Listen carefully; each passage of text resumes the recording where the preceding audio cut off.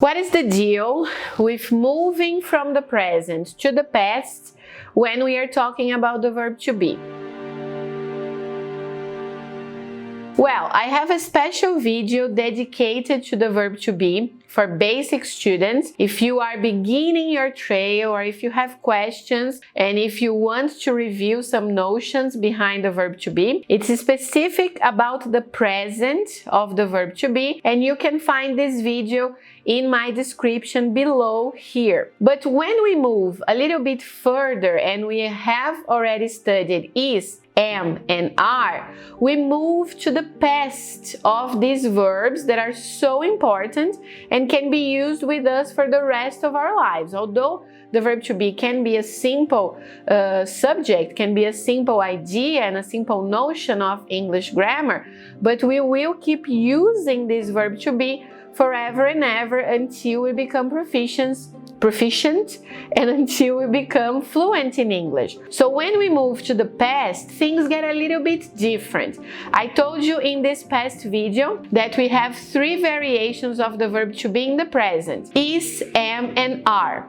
In the past, we have the verb to be with 2 variations, the verbs was and were. Very simple. I was, he was, she was, it was. These are the 4 subjects, the 4 kind of people that use was as a state, as a feeling, as a way of being inside the past. On the other hand, we are going to use were with you were, they were, we were. So you see that there is an equivalence, but there is a reduction from 3 forms in the present to 2 forms in the past. Let's talk about some examples.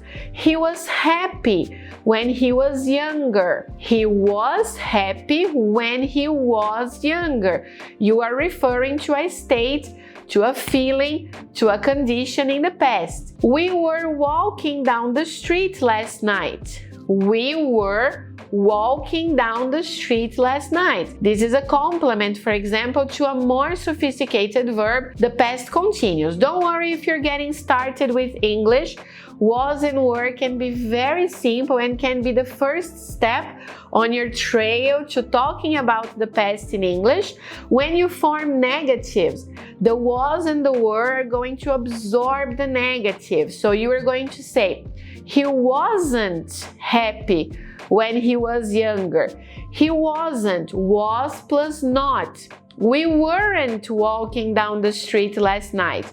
Were plus not. All the negative, all the inflections, all the changes happen inside was and were. No need to add an auxiliary, no need to add anything else to the sentences. The same thing happens with questions. We are going to invert was and were to the front of the subject. Was she walking down the street last night?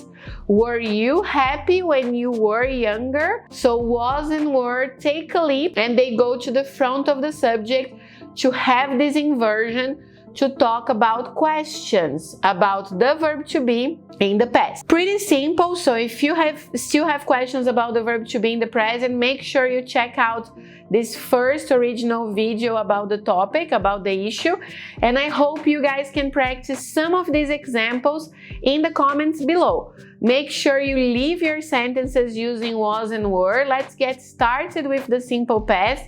There will be other videos coming your way about the past in English, so don't forget to subscribe and make sure you have the notifications for you to be told when these videos show up here, okay? I hope to see you soon. I hope this was useful, and bye!